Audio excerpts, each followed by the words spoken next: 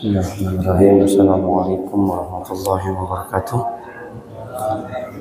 Alhamdulillah, wassalatu wassalamu ala rasulillah Sayyidina Muhammad bin Abdullah wa ala alihi wa sahbihi man wala wa la hawla wa la quwwata illa billahil aliyyil azim.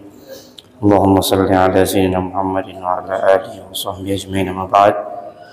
Subhanaka la ilma lana illa ma 'allamtana innaka antal alimul hakim.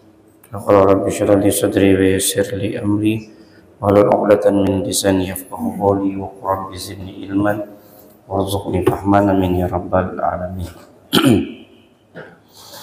Baiklah, pada beberapa pertemuan kali ini saya ingin mengulang kembali membahas tentang, karena kita berdekatan dengan Hari Raya Kurban, jadi sedikit kita ulangi dan kita pahami kembali bagaimana fikih memandang kurban secara 4 mazhab, sehingga kita lebih detail mengetahui hukum daripada kurban tersebut. Jadi beberapa pertemuan ini sampai nanti 10 Zulhijjah, maka terselesaikan bab kurban ini. Baiklah, bismillahirrahmanirrahim. Qala al-mu'allif wa nafa'na bihi wa bi ulumihi fid dharain, amin. Dari kitab Al-Fiqhul Islam wa Adillatuh. Al-udhiyatu lughatan ismun lima yudhah bihi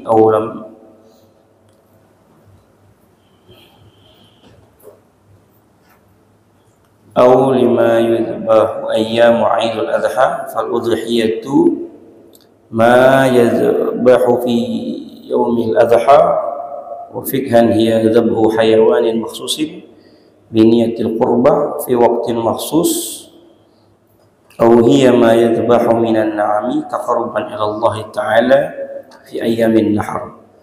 Wa qad syuri'at fi sanati thaniyati min al-hijrati kazakati wa salatul 'idin wa sabatat masyru'iyatuha bil kitabi wa sunnati wal ijma'i.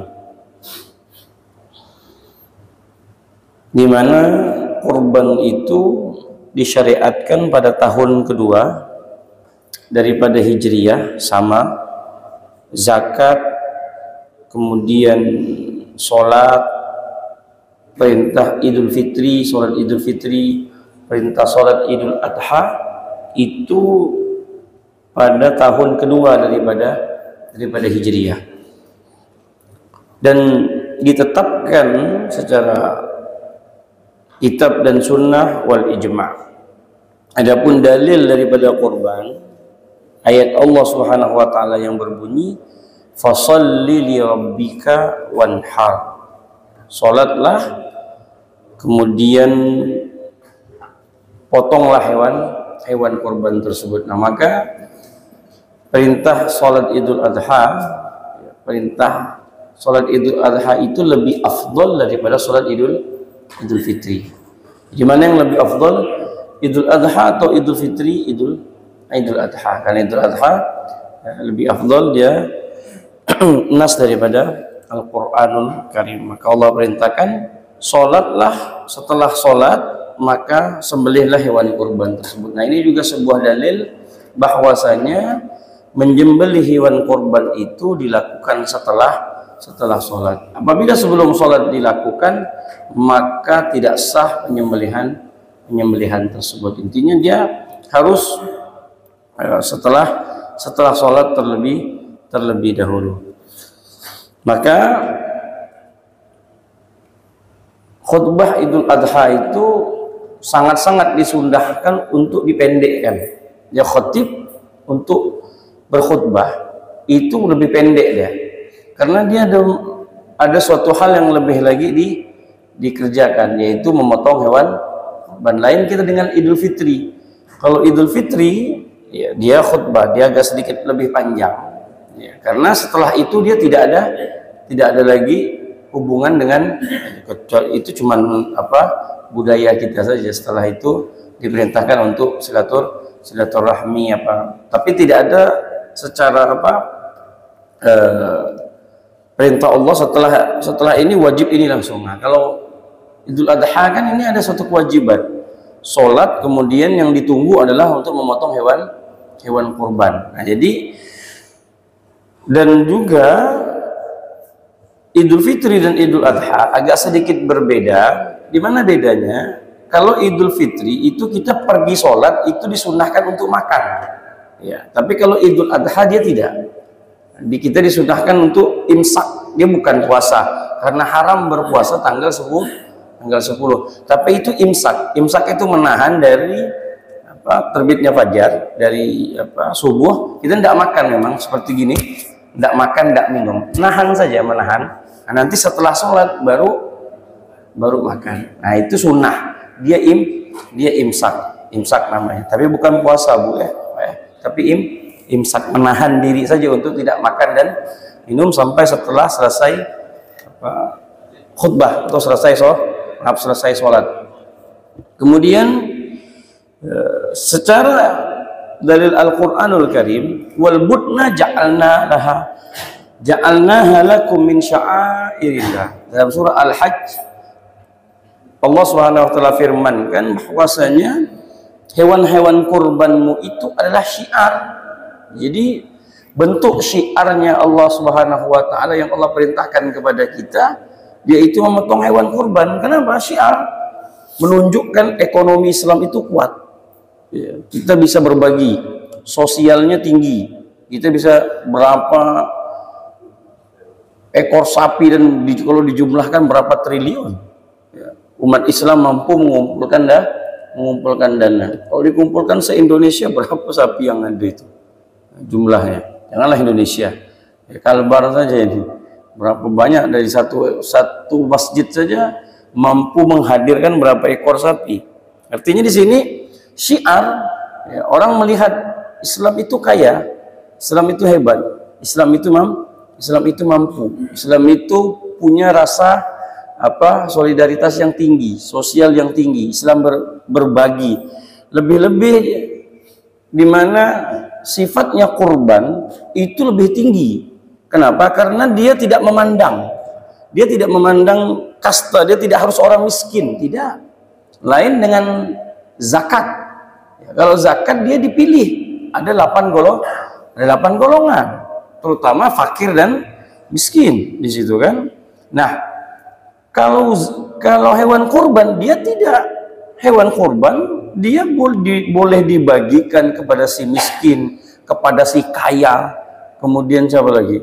Siapa saja.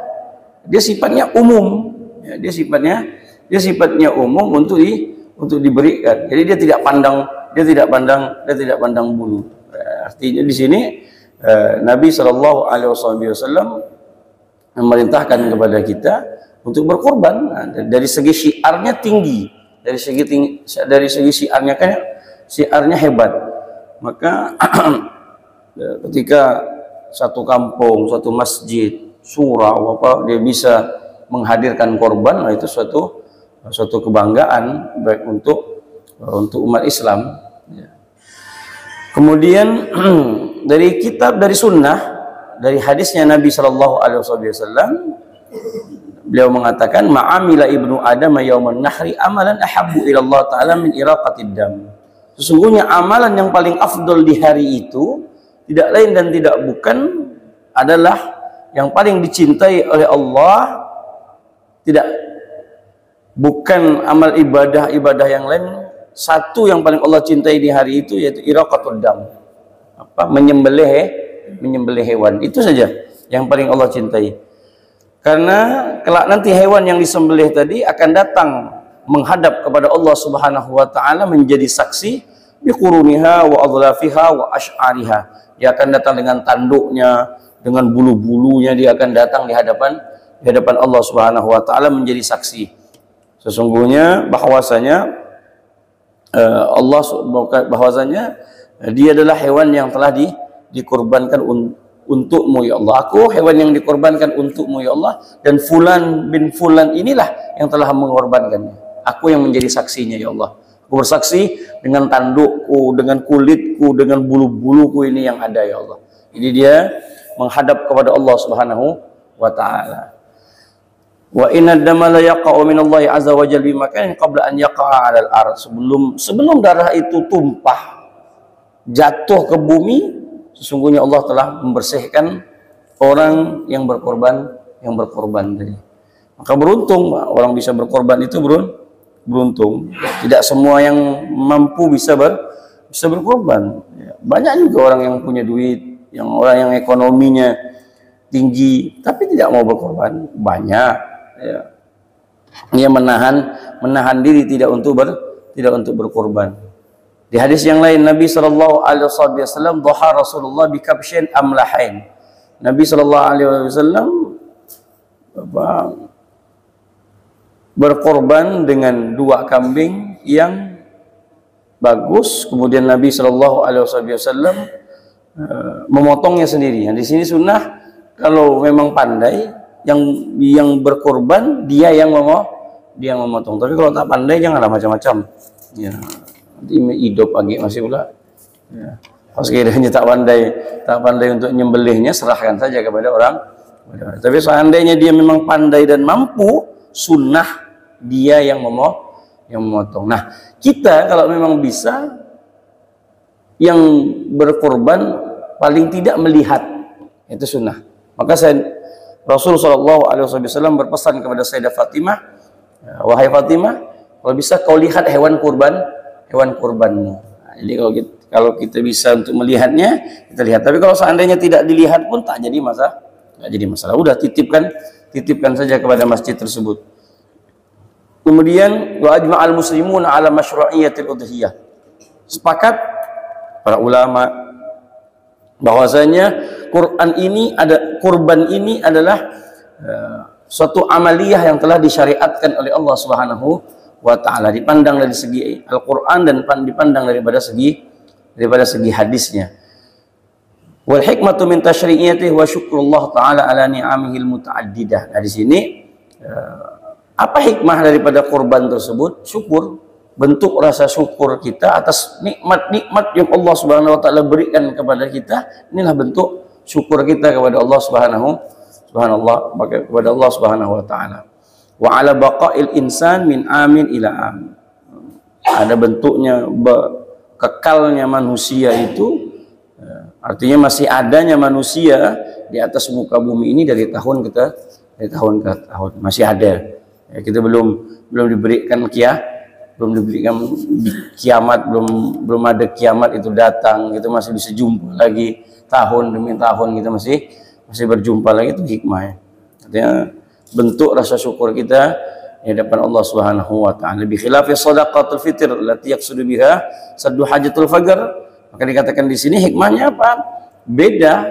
Kurban ini syiarnya lebih tinggi karena dia tidak hanya bertujuan untuk menutupi kemiskinan, tapi bahwasanya kurban ini dia berbentuk umum, tidak hanya kepada si miskin saja, si fakir saja, tidak. Orang yang kaya pun masih boleh untuk memakan kurban. Wa nassal Imam Ahmad ala anal udhiyata afdal minas sadaqati biqimatiha. Sesungguhnya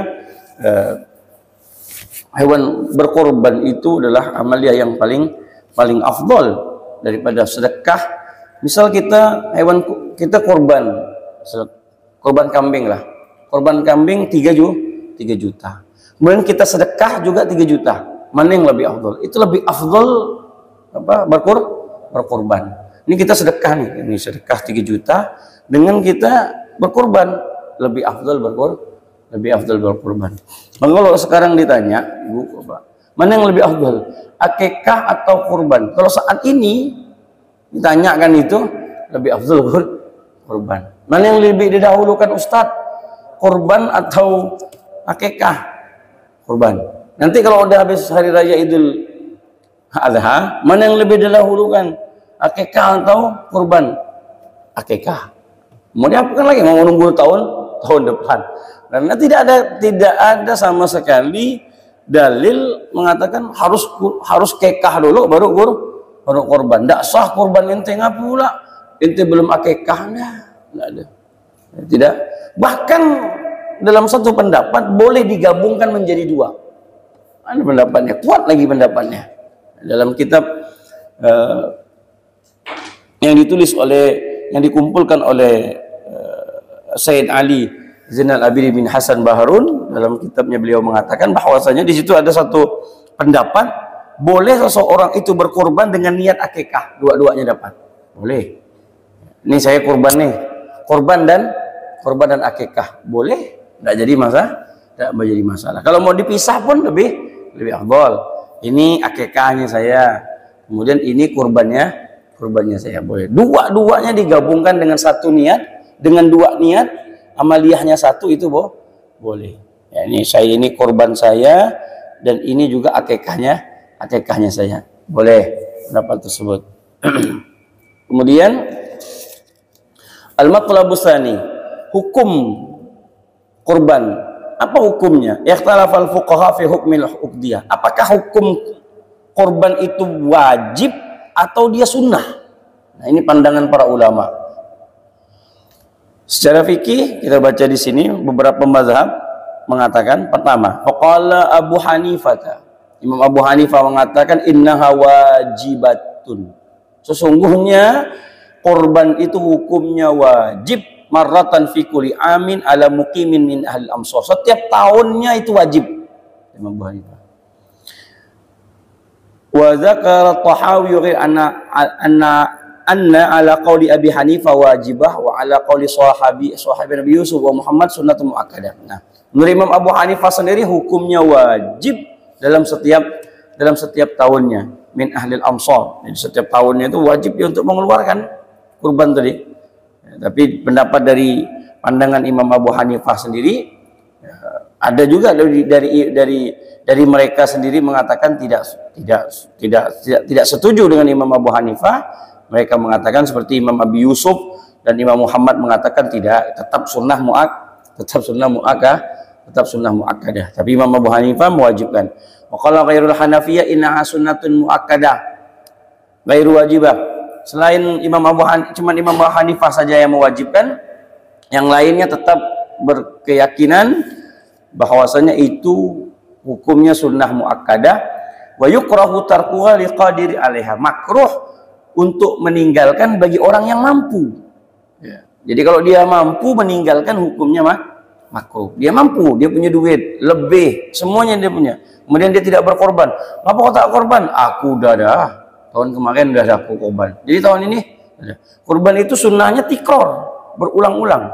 Jadi tidak seumur hidup sekali. Setiap tahun satu kali. Kalau mampu. Kalau tidak mampu ya mau dia apa kan? Wadzalika indal Maliki 'alal masyhur. Sama Imam Malik pun seperti itu. Wal akmal indahum liqadirin ayudahi an kulli syakhsin indahu udhiyatan. Fa in arada insan yudhahi bi nafsihi an kulli man indahu mimman tajibu 'ala nafaqatuhu jaza fil madhhab. Bahkan Imam Malik sendiri mengatakan dia wajib perorangan.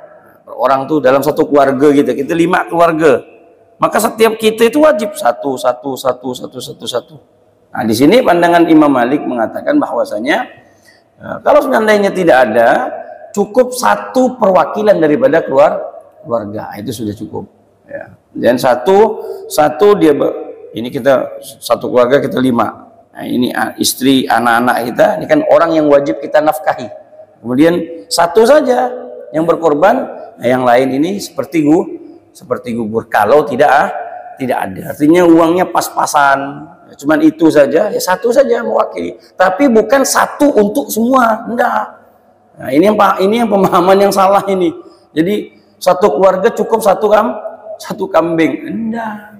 Bukan itu pahamnya itu. Satu kambing itu kalau secara logika satu dinaik orang 7. Mana mampu kambing angkat gitu. Kalau sapi ber-7 mampu dia. Ini kan untuk ditunggangi jembatan Siratal Mustaqim nih. Kalau kambing naik orang 7, mana mampu, sedang-sedang nggak kata kambing. Aku macam gini nak ngangkat kau ber-7 ini betul-betul sikit. Kalau Kalau dia sapi naik bertujuh masih kuat, nanggar dia, gitu. Jadi pemahaman itu nanti kita baca di sini. Dari mana pemahaman itu dapat? Ya. Jadi kalau seandainya dia itu 5 orang, misalkan di rumah itu 5, ya sudah, tidak mampu untuk semuanya. Bukan satu itu, kemudian yang lain itu apa? Tak lagi wajib korban, enggak. Ya sudah satu saja. Kalau memang mampunya satu, yang lain ini gugurlah dia. Tapi kalau seandainya tahun depan Allah takdirkan untuk dapat lagi apa? Rizki, satu lagi kurbankan. Nah, pertama suami, setelah itu istri, dapat lagi. Tahun depan tak dapat, tahun depannya lagi, alhamdulillah baru lagi anak. Nah begitu, pelan-pelan satu. Jadi bukan langsung satu selesai, habis. Apa satu keluarga tak perlu lagi berkorban. Nah ini pemahaman yang kita sedikit luruskan, nanti kita baca di sini. Maka Imam Malik sendiri mengatakan, fa in arada insan an yudhahi bi nafsi. Kalau orang itu ingin berkorban untuk dirinya, an kulli mimman indahu, mewakili kepada keluarga yang wajib dinafkahinya, jaza fil mazhab. Itu boleh-boleh saja dengan pandangan mazhab. Wahya inda Syafi'ah sunnah ainun lil munfarid. Nah, Imam Syafi'i sendiri pandangannya berkorban itu adalah sunnatu ain. Sunnah ain itu seperti fardu ain, Pak. Apa fardu kifayah. Jadi kalau fardu kifayah itu kan ini satu komplek ada yang meninggal. Kemudian kan tidak harus satu komplek itu serumah itu datang apa nyolatnya, kan enggak. Bapak 2 orang 3 orang di komplek ini nyolatkan, yang lain sudah gugur. Nah, seperti itu. Nah, sunnah ain dalam kurban seperti itu. Fil umur marratan. Paling tidak kata Imam Syafi'i dalam umur hidupnya satu kali. Wa sunnatun kifayah in ta'addadat ahlul bait idza fa'alaha wahid min ahlil bait. Sunnah kifayah kata Imam Syafi'i, nah, dia sunnah ain lil munfarid, sunnah ain seumur hidup, sunnah disunnahkan perorangan kita disunahkan. Sunnah. Kemudian yang kedua, sunnah kifayah. Sunnah kifayah itu tadi satu dari ahlul bait yang melakukannya. Misal kita tadi 5 orang, satu keluarga 5 orang, satu yang melakukannya, yang lain ini gugur. Ya. Tapi kalau seandainya nanti tahun depan punya lagi rezeki, ya yang lain diikutkan kembali. Tapi kalau enggak ya udah, ya. Dia sebagai kepala rumah tangga mewakili ya udah istri dan anaknya. Fa idza fa'alaha wahid min ahlil bait kafa 'anil jami'. Nah, maka kalau seandainya dalam satu keluarga itu ada yang berkorban, udah yang lain selesai. Ya, tidak apa? Ya, kalau seandainya belum ada rezekinya, sudah terwakili oleh satu dari antara salah satu tersebut, entah istrinya, entah siapa, pokoknya salah satu dari keluarga tadilah yang apa? Yang dinamai. Bukan untuk semuanya, tidak bisa. Satu kambing untuk 1 orang, 1 sapi untuk 7 orang. Jadi kalau untuk yang biasa dilakukan di sekolah atau di PT, itu bentuknya sedekah. Itu bukan korban, Pak. Tidak ada. Itu perlu dipahami para guru-guru yang ngambil dana dari anak-anak. Ya. Bahasanya begini, bahasanya untuk menjadi pendidikan anak-anak, edukasi kan, ada edukasinya untuk anak-anak, bahwasanya membiasakan mereka untuk korban. Oke, tidak jadi masalah, itu boleh-boleh saja, sifatnya edukasi, sifatnya pendidikan. Tapi dikasih paham juga bahwasanya ini bukan korban. Ini bukan korban. Ini ya daging sedekah. Misalkan ada PT misalkan. Atas nama siapa nih Bapak dapat sapi dari PT misalkan. Atas nama siapa? PT kata dia. Siapa nih PT nih? Siapa orangnya? Enggak ada, ya udah. Berarti ramai.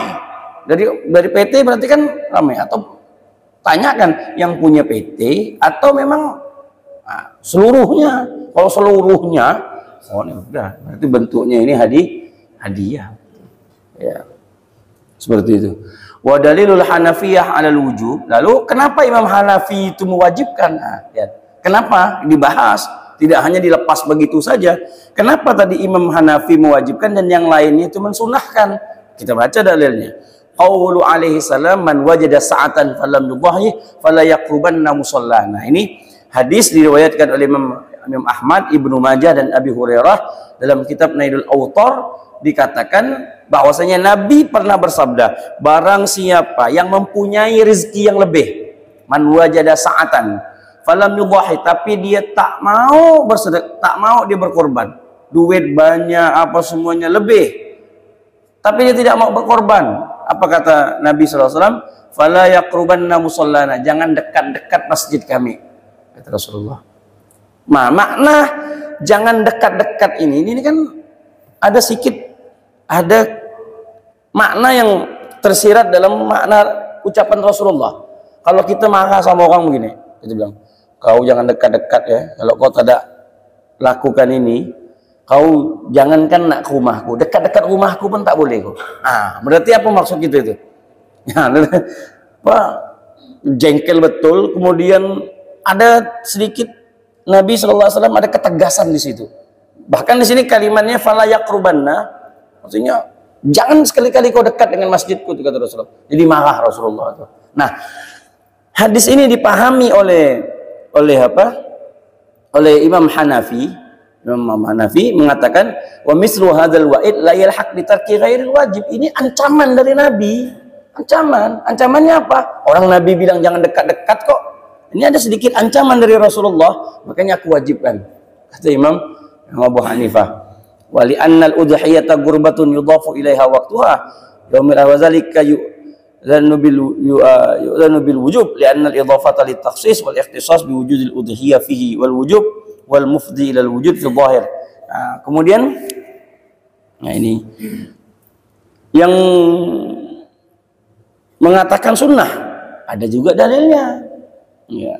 Pandangannya apa? Dari hadis Ummi Salamah. Nabi mengatakan idza ra'aitum hilal Dzulhijjah, apakah Nabi mengatakan apabila kalian melihat bulan Dzulhijjah, ya, masuk bulan Dzulhijjah, wa arada ahdukum an yudhahi, apabila kalian ingin berkorban, falyumsik min ansya'rihi wa azfarihi, maka jangan dipotong rambut kalian dan juga jangan dipotong kuku kalian. Jadi tanggal 1 Dzulhijjah, bulan Dzulhijjah udah nampak, kalian ada niat untuk berkorban, maka kuku dan rambut jangan dipotong. Ya. Fa fihi ta'liqul udhiyah bil irada. Dari situ ada makna aroda. Nabi mengatakan wa aroda, yang ingin. Ya, jadi di situ perintah tidak wajib. Ya. Nabi hanya mengatakan kalau mau berkorban, dan perintah tidak memotong kuku dan rambut juga bukan wajib. Jadi kalau ada orang berkorban, kukunya udah kebetulan panjang, dia orangnya merisau kalau kuku panjang. Allah, macam mana masih 10 hari ini aku nak rambut udah panjang. Macam mana nih aku nak berkorban tapi rambut udah begini. Nah, ada acara pula misalnya kan, ada acaranya formal, rambut begini. Ini nak dipotong. Cuman ya udah potong saja. Ya, tak boleh, hukumnya wajib, dosa, tak sah. Kurbannya tidak ada. Hal di sini adalah suatu hadis ya, sunnah saja ya, untuk tidak kenapa? Karena nanti biarkan dia menjadi saksi. Akan intinya kan seperti itu. Kemudian wa min hadis Ibnu Abbas, Abdullah bin Abbas mengatakan salasun hiya ala faraid. Nabi pernah mengatakan 3 hal, kata Rasulullah, bagiku wajib dan bagimu sunnah. 3 hal. Apa itu? Bagiku witir itu wajib. Bagiku sholat witir itu wajib bagi Rasulullah, bagi kita tidak, sunnah. Bagiku, kata Rasulullah, memotong kurban itu bagiku wajib, bagi kalian sunnah. Bagiku, kata Rasulullah, sholat duha itu wajib, bagiku, kata Rasulullah, untukku wajib, tapi untuk kalian sunnah. Nah, itu membedakan kita. Nabi mengatakan 3 wajib bagiku, tapi tidak untuk kalian. Di sini diambil dalil dari hadis Abdullah bin Abbas ini, mengatakan bahwasanya hadis ini menunjukkan tidak ada tanda-tanda kurban itu hukumnya wajib, tidak ada. Jadi hukumnya sunnah karena maknanya digiring oleh Nabi Shallallahu Alaihi Wasallam, tidak ada suatu kewajiban. Lalu Imam Tirmizi membahas juga hadis ini, dikasihkan pemahaman oleh Imam Tirmizi, umirtu bin nahar wa umirat bin nahar wa huwa sunnatul lakum. Umirtu bin nahar, aku diperintahkan, Imam Tirmizi mengambil sebuah hadis, aku diperintahkan untuk berkorban, wa huwa sunnatun lakum, tapi untuk kalian itu sunnah, untuk wajib. Wa yu'ayyad dzalika anna udhiyata dhabiha lam yajib tafriquha lahmuha falam takun wajibakal akikah. Annal udhiyah dhabiha, dan kurban itu adalah sembelihan, lam yajib tafriqu lahmiha falam takun wajibakal akikah. Wa dha'fu ashabil hadisul Hanafiyah wa mahlul ala ta'kil istihbab ka ghusl jum'ah. Ghusl jum'ah wajib ala kulli muhtalamin. Ini berbeda. Kemudian terakhir, sunnah dalil Syafi'iyah. Kita bilang dalil Syafi'iyah ala annal udhiyah sunnah kifayah. Tadi kita membaca hadis, membaca pandangan Imam Syafi'i, ada namanya sunnah ain, ada namanya sunnah kifayah. Kan Imam Syafi'i ada dibagi nih Pak, Bu, dibagi dua. Sunnah ain yaitu perorangan kita tetap ditekankan untuk kurban sampai seumur hidup kita walaupun satu kali.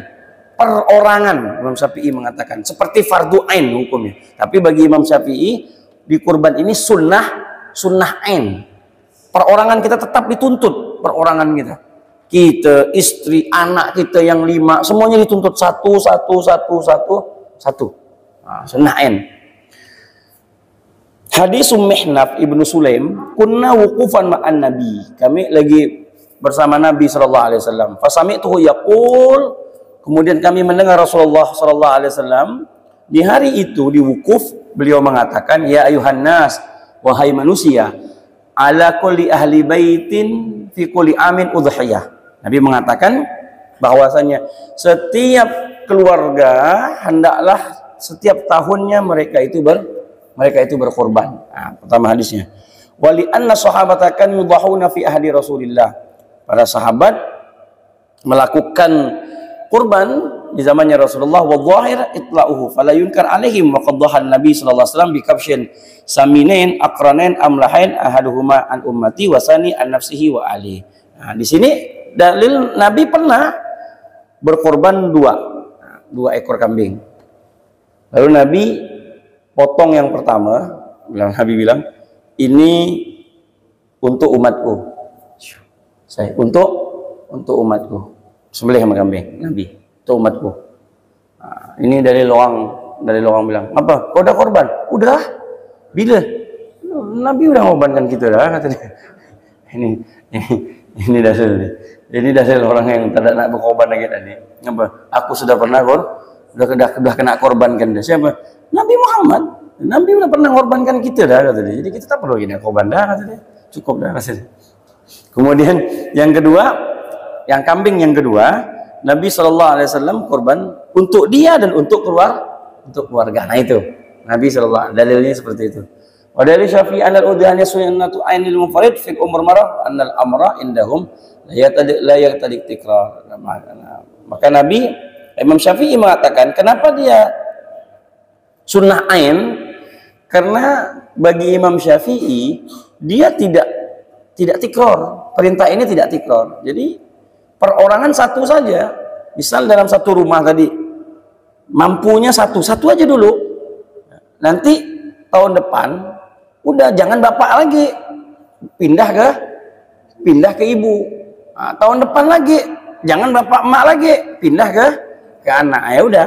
Jadi orang yang selingkaran kita, yang wajib kita, orang tua kita udah. Orang tua kita belum maksa kita nama kita lagi tahun depan. Enggak. Kalau Imam Syafi'i tidak seperti itu. Dia tidak diwajibkan untuk berulang-ulang. Tidak. Tapi kalau seandainya mampu duit lebih, dia tetap diulang-ulang. Tahun depan kita lagi tidak jadi masalah. Tapi kalau seandainya kita sudah, sedangkan yang ini belum, ya ini dulu. Istri kita, anak kita, kemudian ibu, orang tua kita, kalau bila perlu orang tua kita dulu. orang tua kita dulu, mak kita, babah kita, kemudian baru kita, kemudian istri, anak-anak, satu saudara-saudara kita, bibi-bibi kita misalkan yang belum kurbankan, tidak jadi masalah. Nah, itulah makna daripada Imam Syafi'i lebih secara secara detail. Imam Syafi'i memahami kurban tersebut dibagi menjadi dua tadi, sunnatul ain dan sunnah kifayah. Kalau seandainya tidak mampu, ya sudah satu perwakilan mencukupi untuk yang lain. Udah. Misalkan di rumah itu antum, ada ibu juga, kemudian ada bapak juga. Ini kan orang yang wajib kita nafkahi. Kita mengorbankan dia, mana duit nih, tak ada nih. Ya sudah, satu untuk keluarga. Ya, cukup. Tidak jadi masalah. Tapi jangan dipahami satu kambing untuk satu keluarga. Itu pemahaman yang salah. Tidak seperti itu memahaminya. Ya. Kemudian cukuplah. Ya. 1,5 jam. Pertanyaannya nanti melebar nanti. Sila. Monggo. Ya. Bolehkah anak yang berkurban untuk orang tua yang telah meninggal? Apabila boleh, bagaimana pandangan dari Pak? Yang kedua, apakah boleh berkurban dengan hewan betina? Bagaimana dengan pandangan Pak Kasat juga?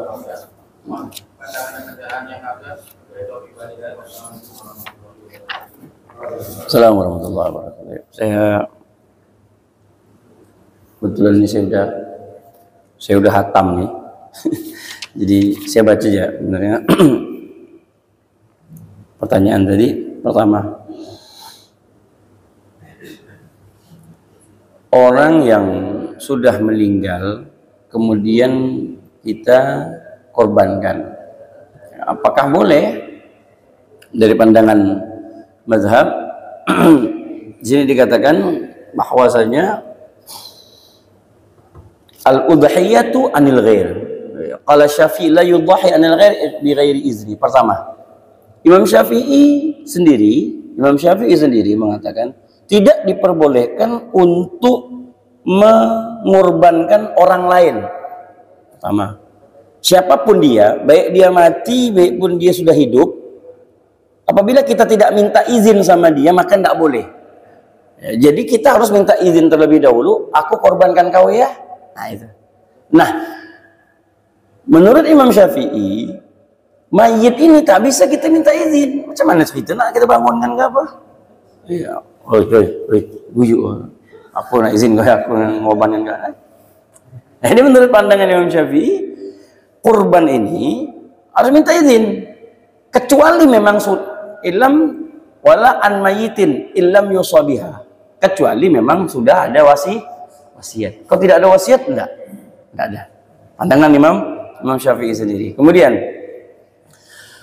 fa in awsa biha jaza. Kalau misalkan berwasiat, misal orang tua tadi sebelum meninggal, nak nanti kau kalau aku udah meninggal, Allah beri kau rezeki lebih, tolong kau korbankan bapak ya. Tolong kau korbankan emak. Ada wasiat. Udah. Boleh.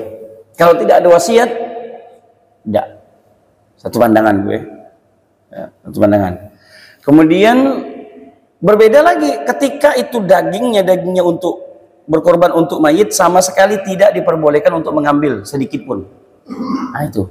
Nanti kan kita masuk pembahasan pembagian korban itu boleh apa? 3 kan? 3 bagian, sepertiga untuk yang berkorban kan begitu. Bahkan dalam qaul qadim Imam Syafi'i waktu beliau masih di Baghdad, Imam Syafi'i itu memperbolehkan separuh, bukan sepertiga.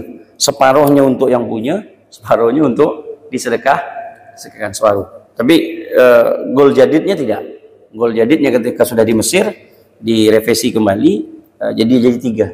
Sepertiga untuk dia, sepertiga untuk dibagi disedekahkan tadi. Sepertiganya untuk tetangga dekat apa semuanya, dan sepertiganya lagi untuk orang-orang yang minta yang jauh boleh. Nah, pertama. Kemudian walaysa limudhahiha wa li ghairi min al-aghniya al-akal minha li ta'adzur izil mayyit fil akal. Itu wajib semuanya disedekahkan untuk fakir. Nah, itu bedanya. Fakir. Jadi yang kaya tak boleh makan. Pandangan Imam Malik makruh. Wa karaha fi'luha an mayyitin illam yakun ainuha qabla mauti. Kalau tak ada pesan, tak ada apa-apa, anak mengorbankan makruh. Boleh, tapi makruh. Kemudian fa in ayyana bi ghairi nazar nadaba lil waris infazuha. Tapi kalau ada wasiat, maka dia wajib untuk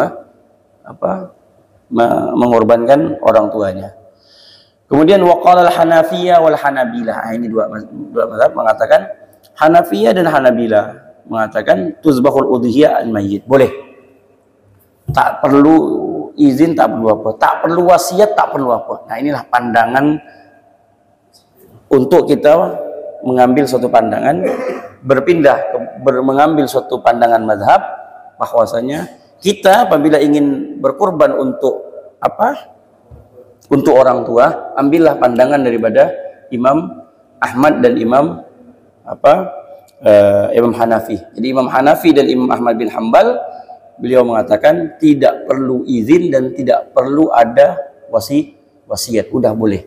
Jadi udah, ini korban untuk orang tuaku. Dia tanya, orang tua kau udah wasiat ke sama kau? Tak ada deh, tak perlu. Tak perlu wasiat, tak perlu apa. Udah.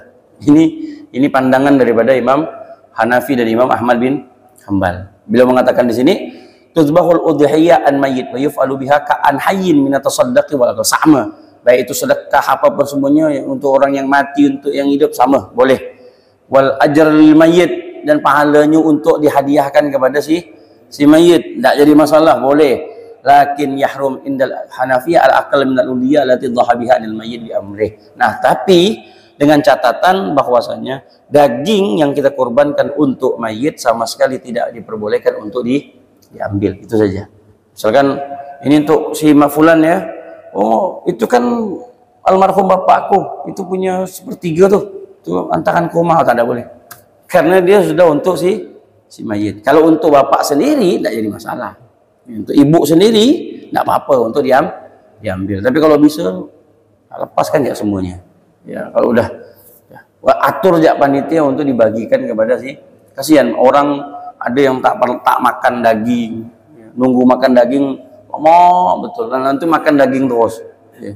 Ada yang makan daging nunggu lama, tak makan daging sebulan sekali. Ada yang nunggu setahun sekali untuk bisa makan daging. Masya Allah. Ya. Kesempatan. Kemudian apa tadi yang kedua? Apa? Oh, betina enggak. Ya, karena bahasanya Nabi SAW tidak semua mazhab ya, mengatakan tidak apa-apa. Cuman afdolnya memang laki-laki. Bahkan jangankan bukan hanya laki-lakinya, dalam pandangan mazhab Imam Syafi'i, warna saja warna itu lebih dikedepankan. Ya, warna putih itu lebih dikedepankan daripada hitam kalau kambing itu. Nah, jadi putih didahulukan. Nah, kemudian terserah lah, mau dia laki-laki mau dia perempuan boleh. Ya. Yang penting jangan bencong ya. Kalau suaranya agak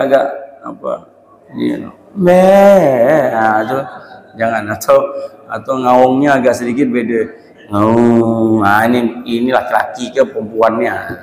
Mau laki-laki mau perempuan tak jadi masalah. Hanya saja kenapa afdolnya kambing itu laki-laki, karena dari tekstur daging pun lebih nyaman dia laki-laki. Itu kalau pandai makan kambing.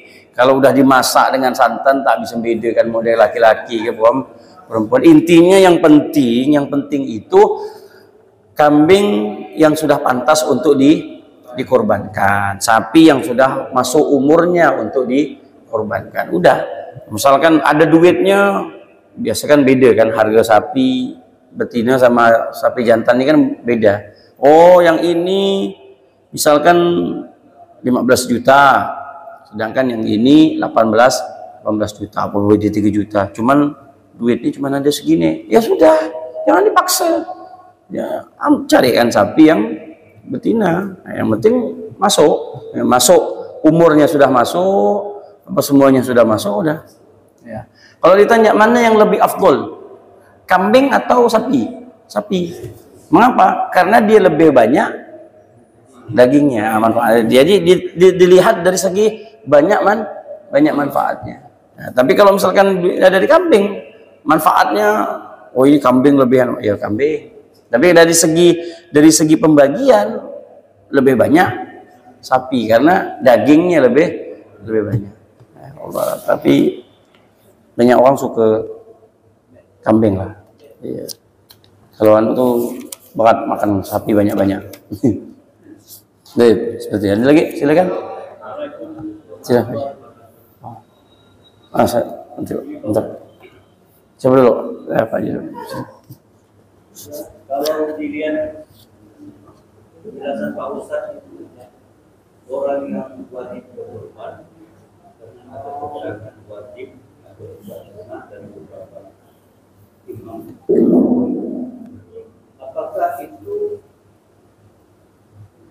ketentuannya itu pada batas hari H atau bukan hari H? Dalam 1 tahun itu kan otomatis kita mengkorban terakhir itu kan besok mau lebaran pagi masih boleh korbankan istilahnya. Waktu itu dia mempunyai zakat sebelumnya banyak korban karena dipakai ya untuk korban ini pas kosong nggak ada. Soalnya kalau nggak dipakai dipaksakan untuk melakukan kewajiban tadi karena ada mengatakan wajib juga bisa sunnah juga. Lalu mereka ini berpikir apakah salah atau tidak. Lalu kedua, apakah kita berkorban oleh karena hobi? Ada orang hobi, lalu minjam uang ya, tapi dia tahu uang ini pasti bisa dibayar, tapi dia melaksanakan untuk supaya jangan tinggal dengan mungkin sangat memang berkorban begitu supaya dengan meminjam uang. Assalamualaikum. Pertama, enggak wajib. Artinya waktunya itu tanggal 10, 11, 12, 13. Ayam mutasyrik namanya, baru ya. 10, 11, 12, 13. 14 tak ada boleh lagi udah. Jadi motong kurban itu masuk tanggal 10, 11, 12, 13. Itu boleh. Kita mau berkorban misalkan pas ada duit tanggal 11 Zulhijjah, berarti besok udah lebaran hari ini, baru besok ada duit. Udah besok korban besok apa-apa. Atau Bapak mau motong harinya kan kalau salah tahun dulu ya, yang lebarannya hari Jumat kalau tidak salah. Jadi panitia banyak memutuskan untuk motongnya hari Sabtu karena lebih luasa. Tidak apa-apa, boleh. Itu hari Minggunya pun boleh. Yang penting dia 10, 11, 12, 13. Jadi 4 hari di hari itu. Nah, kemudian dia punya duit, tapi dipakai terus, dipakai. Udah apa mau diapakan, memang udah kebutuhan. Ya, jadi la yakallifullahu nafsan illa wus'aha. Allah tak pernah memaksa. Tidak ada. Dalam syariat tidak ada paksa, tapi jangan dimain-mainkan gitu. Jangan dimain. Misalkan gitu, sama Pak Bu, sama dengan zakat. Zakat orang punya misalkan 40 ekor kambing kan. Udah masuk waktunya dijualnya. Udah masuk nisabnya nih, haulnya nih, tahunnya udah masuk, nisabnya udah masuk, haulnya udah masuk. Udah 40, dijualnya 2 buti. Jadi pas hari nisab itu 38. Aku mana sampai tengoknya kambing 38 ya, bukan 40. Ini secara hukum memandangnya apakah dia wajib untuk mengeluarkan zakat? Tidak, sama sekali tidak dituntut. Ya, tapi tunggu kata Allah. Ya, orang-orang yang hilah namanya ini dalam bahasa fikihnya hilah. Ya. ngakalkan ini. Apa kata Allah nanti? Ini apa namanya itu? Belanga besar tuh. Dia isi air, ya api bawahnya mendidih nih. Ini orang macam gini dimasukkan ke dalam nih. Melepaslah dia, mengaung mekek, ya Allah, ngapa kau bakar aku, ngapa kau rebus aku di sini ya Allah? Kata Allah, aku tidak rebus kau, aku cuma bakar ini ya, kata Allah. Ini kuali ini dibakar nih. Tapi kita ada di dalam, macam gitulah orang gitu. Udah dekat-dekat sama enggak? Udah dekat-dekat nak haji, duit pakai ya. sama enggak begitu tuh? Udah tahu nah, duit apa? Ini untuk ini. Tapi kalau udah memang kebutuhannya mendesak dan mendadak, entah itu sakit apa semuanya, artinya hukumnya tetap sunnah. Yang kedua, memaksa untuk hutang. Apa tidak ada syariat itu sebenarnya tidak ada paksaan, tidak ada paksaan. Mampu monggo, tidak mampu sudah. Apapun lah bentuknya. Tidak ada dalam syariat itu Allah Subhanahu wa taala memaksa, tidak ada. Artinya karena kita tidak tahu apa yang terjadi ke depan. Ya, apa yang terjadi ke depan? Bapak ngutang, iya kalau seandainya mampu untuk dibayar. Kalau seandainya nanti terjadi apa-apa tidak mampu. Tapi kalau memang warisan banyak, apa semua banyak, hutang ya. Soal tanah masih di sana banyak, ini aset sana masih banyak. Kebetulan duit nih tak cukup nih. Tapi kalau aku berhutang dulu nih, mampu lah ya. Udah hutang ya, apa? Karena nanti kalau misalkan pun meninggal, warisan bisa dijual. Ahli waris bisa ngejual untuk bayar utang sih. Orang tuanya tadi, itu tak apa-apa. Tapi kalau rumah tang sebuti itu ya duit ada, yang diutang sapi pula sebuti itu, apa tak madam sama Allah maaf tolonglah Pak, kata dia. Boleh kalau memang yakin, monggo silakan, tak jadi masalah. Sama kayak haji Pak Bu, sama kayak haji. Haji kalau tak ada berduit jangan haji, berhutang. Ini tak apa-apa nanti diangsur. Tak usah. Allah kan udah kasih tahu. Walillahi 'alan nas hijjul baiti man istata ilaihi sabila. Haji itu yang mampu. Tak mampu jangan. Antum tak mampu kok. Ini kalkulasi. Bapak pergi haji dengan mengangsur uang sekian per bulan sekian. Coba Bapak pikir. Coba kita mikir. Inilah nak berhutang sama mikir lagi kan. Bapak sudah melakukan haji. Bapak tinggal, Bapak beli mobil mampu kenapa untuk pergi haji tidak mampu. Ini cerita lain lagi, ini marketing nama kan begitu. Ya. Dalam bab ini saya kurang setuju. Ya. Iya, ini bab lain, ini utang. Mampu utang motor, mampu utang mobil. Kenapa utang haji tak mampu? Beda konteks. Beda konteks. Bukan berarti kita ini ngutang ini kebutuhan yang keseharian, dan ini perintah Allah, dan perintahnya Allah pun bentuknya apabila mampu, kan begitu. Untuk ngutang, pergi umroh ngutang, habis umroh tak terbayar, bingung. Lalu ibu bapak menyalahkan umroh. Aku kemarin berdoa di sana, Allah tada ngabulkan doa aku. Nanti yang umrohnya bapak ibu salahkan nanti. Mampu kerjakan, tak mampu udah minta kepada Allah, mudah-mudahan diberi jalan keluar yang lebih aman. Sila Pak Haji. Assalamualaikum warahmatullahi wabarakatuh. Katanya panitia menetapkan fotografi setiap orang membayar 3 juta. Ternyata setelah dibeli tapi itu harga 20 juta, berarti masih ada jumlah 3 juta. Apakah panitia ini boleh menggunakan uang juta ini untuk biaya operasional sama pengenaan dan kembali tanpa memberitahukan kepada setiap orang yang berhutang? Nah ini kejadian di kita sama pertanyaannya semalam begitu ya. Untuk panitia lebih berhati-hati ya, karena kita memahami tadi dan bahwasanya satu ekor itu misalkan tadi satu orang per orang itu 3 juta, berarti 7 kali 3 21, dan harga sapi tadi 20 juta. Nah, kasih mereka pemahaman, ya, kasih mereka pemahaman. Ya, kita bukan berusaha sesuai dengan yang kita tuliskan, yang tertulis di situ. Kalaupun lah nanti misalkan lebih dan kurangnya itu untuk operasional. Nah, dan akadnya kita memberikan kepada mereka, ya, bahwasanya apalagi mereka ini kan kadang tidak ada ngasih apa-apa, Pak. Dia cuman ngelempar duit 3 juta itu sudah merasa tenang. Nah, dia tidak tahu nyari sapi itu perlu apa? Perlu ongkos, mutar sana, mutar sini, perlu pulsa, perlu biaya bensin, apa sebanyak hal lah. Ya, terus pemotongan ke penjagalan, siapa yang mau bayar tuh?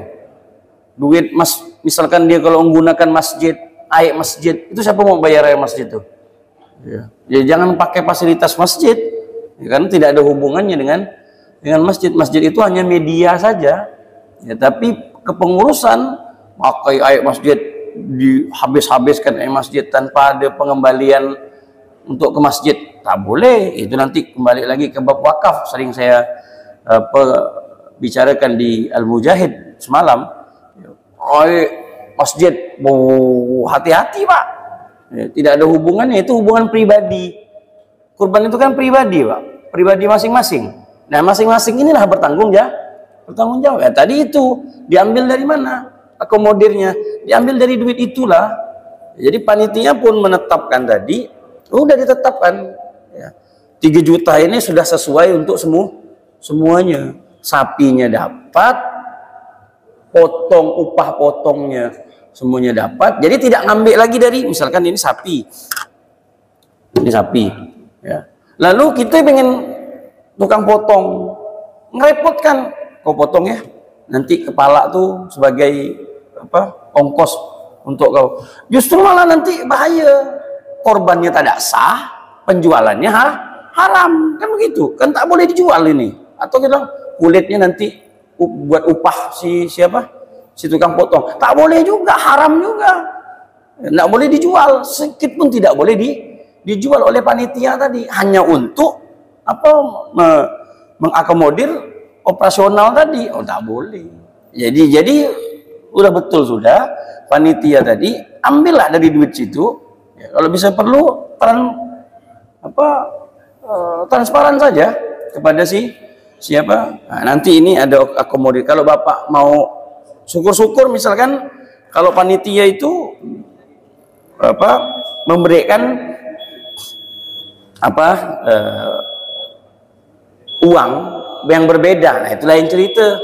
Misalkan, oh ini Pak, kami 21 juta, tolong carikan sapi yang seharga ini Pak ya. Ya, saya tidak mau lebih dan tidak mau kurang. Nah, ini ada ongkos 1 juta. Nah, untuk pemotongan sapi saya itu 500.000 lah untuk pemotongan sapi saya. Udah selesai. Berarti Bapak tanggung jawab nih, tanggung jawab. Kalau misalkan ada lebih, ada kurang, telepon, Pak, ini ada duit lebih. Ternyata sapi kita dapat di angka 20.500.000. Maka gimana Pak 500-nya nih? Nah, jangan diam-diam, kan begitu. Ini senyap ya nih kata dia kan. Nah, itu tanggung jawab, amanah. Karena ini bentuknya amanah. Tapi kalau misalkan sudah memang 21 juta itu sudah dengan operasional apa semuanya, ya, jangan nyusahkan diri kita juga. Itu nak nombok kan ya. Terus apa biar aku nombok kan ya, jangan. Ya, biar dia aja. Gitu udah capek udah. Karena antum di terakhir, terus ada pertanyaan lagi, udah berbunyi dah tuh. Nah, kita dalam bab ini Bapak bukan seperti amil. Amil itu ditetapkan di dalam Al-Quran dan itu digaji, ada gajinya ya. Kalau panitia kurban, jangan sok-sokan kita pengen berani ngambil-ngambil. Tidak ada sama sekali bagi panitia hak untuk mengambil, haram. Jadi panitia itu mengambil haknya saja. Misal Kantong tuh berapa kantong? Ya sudah, mau dia panitia, mau dia bukan panitia, dapat sekantong. Aku panitia nih, nanti aku 5 kantong, tak boleh. Tak ada hak. Ya udah, itu. Aku panitia nih 1/10 untuk panitia. Siapa yang nyuruh 1/10 itu siapa? Tidak ada. Ini panitia yang bawa. Orang dapat ada dapat semua. Dia tentang bawa. Tidak ada, Pak. Tidak ada. Makanya dia berbeda dengan zakat. Kalau zakat ketentuan 12% dari harta yang dikumpulkan bisa diberikan ke Basnas, dan yang amil pun dapat sebagai pengelola zakat tadi, dapat. Dan itu undang-undang dan Al-Quran memang mewajibkan. Tapi kalau zakat tidak, bahasanya itu Pak ya, kalau saya bahasakan, panitia korban, panitia lillahi ta'ala, dah selesai. Bapak tak digaji, siapa suruh mau? Nah itu ya. Jadi babnya itu memang betul-betul sosial. Makan kurban daging bon, ini panjang lah, minggu depan ya ladang. Ya. Ini dihabiskan semua di jam 7 nanti kita. Ini masih belum ini. Nanti minggu depan panitia berpesta dengan apa? Dengan daging kurban. Apa hukumnya itu? Nah, nanti minggu depan kita akan bahas lagi. Wallahu a'lam bishawab. Subhanakallahumma wa bihamdika asyhadu an la ilaha illa anta astaghfiruka wa atubu ilaik. Walhamdulillahirabbil alamin. Assalamualaikum warahmatullahi wabarakatuh.